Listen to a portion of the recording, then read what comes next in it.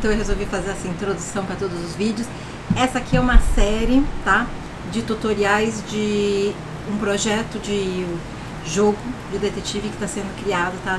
Tanto para computador normal quanto para Raspberry Pi com um emulador com botões, tá? Que vai usar o GPIO. E aqui é mais um vídeo da série, então se você caiu aqui de paraquedas, vai procurar a playlist completa que tá no meu canal. Ou se não, vai no link aí do GitHub.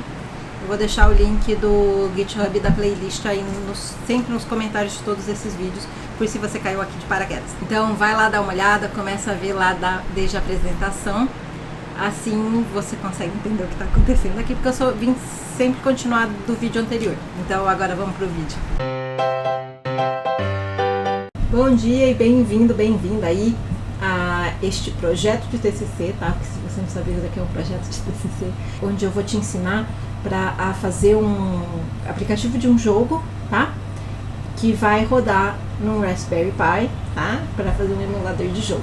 Então deixa eu explicar um pouquinho aí essa história que a gente está fazendo aqui. Primeiro, não liga pra bagunça, porque eu tô fazendo reforma, então eu tive que mudar aqui pro quartinho da ginástica e eu tô meio amontoada aqui em tudo. Não dei lugar de deixar minhas coisas, meus shampoos, meus nadas, tá tudo aí. Tudo amontoado, porque o meu quarto, onde normalmente eu guardo essas coisas, está ocupado por cimento no momento. Então, como eu falei aqui, isso é um trabalho de conclusão de curso, né? Então, quando chegou na hora de fazer o trabalho, óbvio, né, que vocês sabem, eu já dou aula de programação há um tempo, acabei pensando um pouco nesse lado de educação, mas mais pro lado de por que não estão ensinando ainda programação nas escolas assim, de uma maneira homogênea, né? Porque se você for ver, algumas escolas têm, mas ainda não faz parte do currículo tipo oficial, obrigatório, né? Algumas têm, algumas não têm, especialmente as escolas públicas, muitas não têm.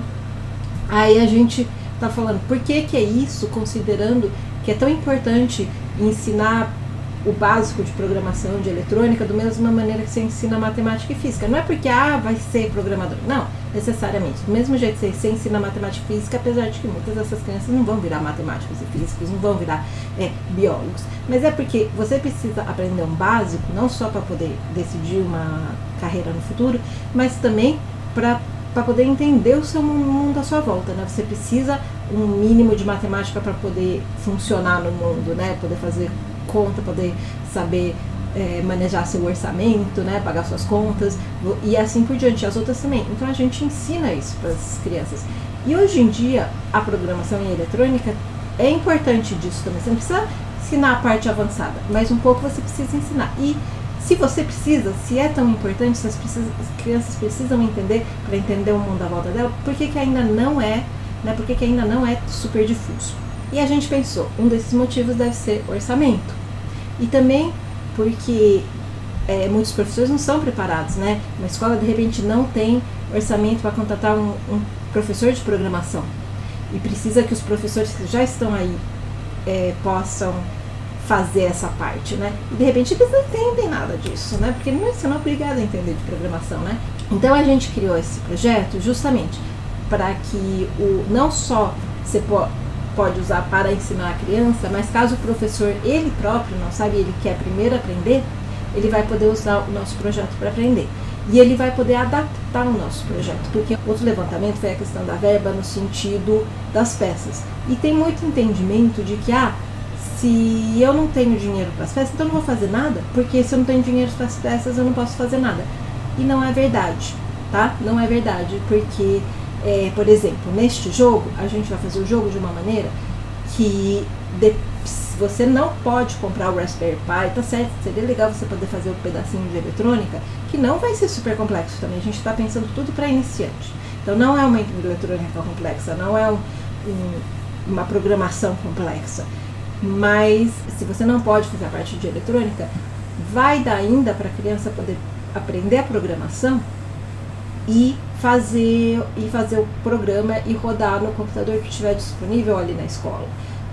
A gente estava tentando também, a gente tentou que você pudesse fazer tudo em plataformas online grátis de prototipagem, mas isso não foi possível, porque para fazer isso você precisaria usar uma placa Arduino, que eu vou explicar um pouquinho a diferença depois entre placas Arduino e Raspberry Pi, que é a diferença entre um microcontrolador e um microprocessador, mas infelizmente uma das grandes diferenças é a memória, e a placa, os microcontroladores não tinham memória suficiente. As únicas plataformas de que você pode fazer a prototipagem, né, um simulador da parte eletrônica, e que você ainda possa rodar o código para mostrar o que estaria acontecendo na parte eletrônica, como uma plataforma que chama Tinkercad, que é muito legal.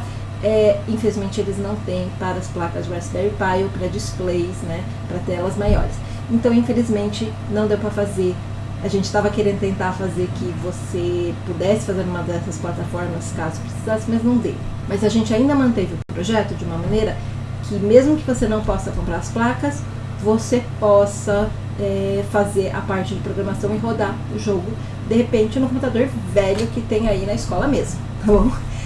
Então o jogo não vai ser pesado, porque o jogo vai rodar numa plaquinha Raspberry Pi, que não é uma placa super potente. A programação vai ser em Python, que é uma linguagem bem fácil de aprender. A gente aqui não vai ensinar, tá? Eu não vou ter vídeos aqui ensinando Python, ou os primeiros passos de Raspberry Pi, ou até SQL, que a gente vai precisar um pouquinho. Mas tudo isso a gente vai precisar, não vai precisar dos negócios super profundos, tá? Então eu deixei aqui links para cursos gratuitos, que são muito bons, tá?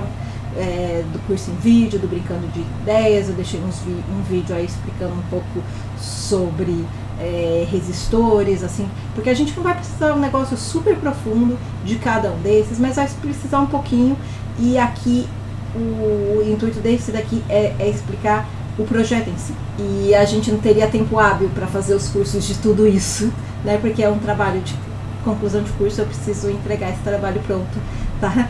Ali para conclusão de curso, então eu não tenho tempo hábil para fazer tutoriais de tudo. Então eu peguei tutoriais já existentes muito bons e vou colocar ali nos recursos para vocês, se você não conhece, tá? Se você nunca viu falar de Python, se você nunca ouviu falar de Raspberry Pi, se você nunca ouviu falar, não sabe o que é SQL, vai lá ver esses cursos, tá bom? Depois você volta aqui. Aí a gente monta o projeto junto. E eu vou fazer, então, como eu falei, o jogo vai ter uma versão para rodar só em computador, vai ter uma versãozinha para rodar no Raspberry Pi. Eu vou apresentar para vocês, tá? Porque, de novo, como é um trabalho de conclusão de curso, a gente teve que escolher o Raspberry Pi. Por uma questão de embasamento teórico, a gente tem que ir lá defender a nossa ideia para a banca, né? E você precisa de embasamento teórico. Mas a verdade é que o Raspberry Pi, tá?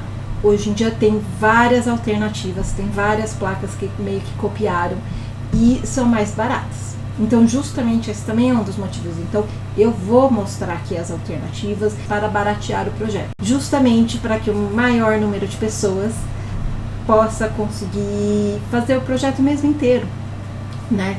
Fazer o projeto na sua versão mais completa. Mas vai ter, ele é bem modular, a gente pensou ele justamente para o professor poder pegar o que quer. E o que quer é assim, realmente é virar, olhar o projeto como um todo e virar e falar assim, mas eu não estou interessado na parte de eletrônica, eu quero só que os meus alunos aprendam a programar. Ou até virar e falar assim, para falar a verdade, eu não estou interessado em nada dessa parte aí de eletrônica, de programação, eu estou interessado no jogo, porque a gente escolheu um jogo muito bacana, muito educacional, e que a gente deixou de um jeito que eu vou deixar tudo explicadinho aí para vocês, justamente para o professor poder adaptar para si o jogo, para a sua matéria, sabe? Então é um jogo onde o aluno, né, o usuário, ele tem que perseguir uma ladra mundo afora e vai recebendo pistas, e essas pistas normalmente têm detalhes das cidades para onde o aluno tem que perseguir, né? Tem que escolher uma cidade, tem que perseguir, então tem de repente cor de bandeira, tem um detalhe de repente de um rio ali perto. Então pode ser usado por professor de geografia, história, até matemática, se quiser virar e falar assim, olha lá os gregos, né? Tem aquela cidade daquele grego que descobriu como calcular a hipotenusa. Como é que era mesmo?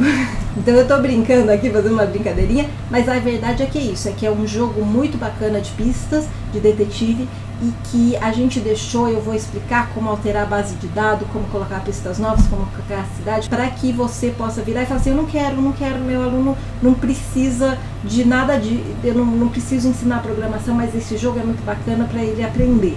Então eu quero ensinar ele a aprender. Então eu vou te mostrar como alterar a base de dados justamente para poder alterar para a sua matéria. Então a ideia é que o professor possa escolher o que ele quiser. Fazer só o projeto de programação, você vai poder escolher fazer o projeto de eletrônica com programação, com tudo. E também a gente está oferecendo aí bastante conteúdo, tá? Bastante conteúdo que a gente juntou, porque a gente entende que tem muito conteúdo oferecido grátis por aí para você estudar. Mas se você não entende do assunto, pegar esse conteúdo grátis é difícil, especialmente para uma pessoa que não entende, saber por onde começar, saber o que ensinar para os seus alunos, saber o que ela mesma usar para aprender. Então, a gente que tem mais experiência com isso, fez essa pesquisa para você, fez a pesquisa de procurar conteúdo bom, conteúdo que a gente sabe que são de professores que ensinam bem e que oferece esse conteúdo grátis. Além dos nossos próprios tutoriais de como criar o jogo. O jogo é inspirado, tá? Não é o jogo da Carmen Sandiego, mas ele é inspirado no jogo da Carmen Sandiego, bem simplificado, tá bom?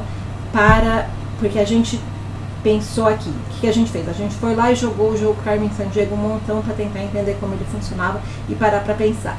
Como que eu programaria esse jogo se eu estivesse querendo que um iniciante em programação estivesse programando um jogo parecido com este, para que ele possa entender como fazer o jogo. Então a gente sim tem perfeita noção que nosso jogo tem bem menos opções do que o jogo da Carmen Sandiego, mas ele é baseado naquele, chama Cadê a Zefa? Sobre a notória ladra brasileira, que ela vem roubando coisas desde sua infância, desde que ela roubou a taça Jules Rimet lá nos anos 80. E o nosso detetive precisa aprendê-la.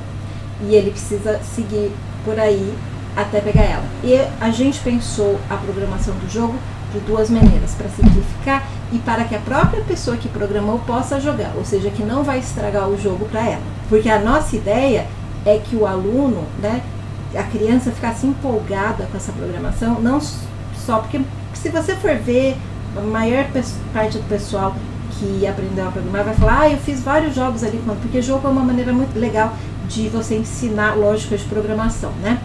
Mas acontece que se você for ver, a maioria das pessoas vai falar, sim, programei um Gênios, programei um jogo da velha, programei esse e aquele, e depois nunca mais jogou, né? Nunca nem encostou naquilo, ficou na gaveta, ficou lá no portfólio dele e nem encostou. A nossa ideia é que depois a criança vai poder pegar, a criança ou adolescente vai poder pegar e jogar o jogo, porque eu acho que isso empolga mais uma pessoa para algo, se ela depois ela acaba com algo concreto que ela vai poder usar, do que se ela acaba com algo que ela simplesmente vai tirar uma fotinha, postar ali no Facebook uma vez e nunca mais vai encostar. Então essa é a ideia. Então a gente vai explicar a lógica.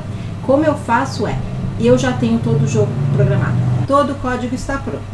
Eu vou mostrar para vocês como fazer as conexões de Raspberry, como que funcionam as portinhas de PIO, eu vou mostrar para vocês como que funcionou a lógica do jogo, o que eu programei em cada lugar, mas já está pronto. Eu gosto de ensinar assim, quem já me conhece sabe que normalmente eu deixo o código pronto por dois motivos. Um motivo é porque eu não gosto quando eu tenho que ficar olhando um professor levar 2 horas para digitar o código. Segundo motivo é porque você vai ver que a gente simplificou muito o jogo e ele dá para um iniciante fazer o jogo. Só que ele tem várias partes e tem um pouquinho de um vai e volta. E se a gente deixar para ficar pensando esse vai e volta enquanto está mostrando para vocês, vai ficar confuso demais. Então não dava para fazer isso. Então eu sei que tem gente que gosta que fique digitando, mas sempre dá para pausar o vídeo e poder ler, porque eu boto uma fonte super enorme para você conseguir ver direitinho o que está sendo escrito. Eu vou explicar a lógica, eu vou explicar como que a gente pensou aquilo e eu vou mostrar para você o passo a passo que a gente fez para chegar no resultado. A gente também vai deixar aqui, por isso que eu vou falar, eu vou apresentar a lógica do jogo, tá? Eu vou apresentar como que eu pensei, a gente vai deixar aqui os diagramas todos de bases de dados, de classes que foram usadas, né? Se você não pausou e foi lá ver os cursos de Python antes, você ainda não sabe o que é classe, mas você vai saber se você for lá ver o curso. Mas a gente vai usar classes e eu vou deixar os diagramas aqui. A gente vai oferecer os diagramas, porque também você pode virar e falar, não, mas eu não quero que meu aluno receba isso tudo aqui mastigadinho, com a Adriana mostrando para ele exatamente como fazer o código. Eu quero que o desafio seja ele fazer o código, né? Ela fazer o código. Então você pode pegar os diagramas de classe e apresentar o briefing. A gente vai colocar aqui os requerimentos de programa, ou seja, dizendo o que o programa precisa ter. como o programa precisa funcionar, você pode apresentar isso para os seus alunos e falar, tá aqui. E aí você tem um gabarito, né? Que você tem o programa que a gente fez para poder comparar para os seus alunos. Você pode ter visto o curso e ter entendido como faz para poder dizer se o seu aluno está fazendo certo, se está fazendo errado e para ver como que ele vai resolver o mesmo problema. Porque isso é o bacana da programação, é que tem 1001 maneiras de você chegar no mesmo resultado. Então, você dá para 2 alunos seus e eles vão chegar de maneiras diferentes sozinhos no resultado. Então, esse também pode ser um desafio seu. Ou seja, como eu falei, é super modular, você vai poder escolher de onde pegar. A nossa intenção é fornecer esse conteúdo gratuitamente para poder ser adotado por escolas do Brasil inteiro ou de qualquer outro país de língua portuguesa, né? A gente está oferecendo isso justamente porque conteúdo gratuito, às vezes, em português não tem tanto assim. Então, por isso que é esse cuidado de estar oferecendo esse conteúdo em português. E foi o nosso trabalho de conclusão de curso, então a gente quis fazer algo útil e eu espero que vocês aproveitem. Então, vamos para a próxima aula?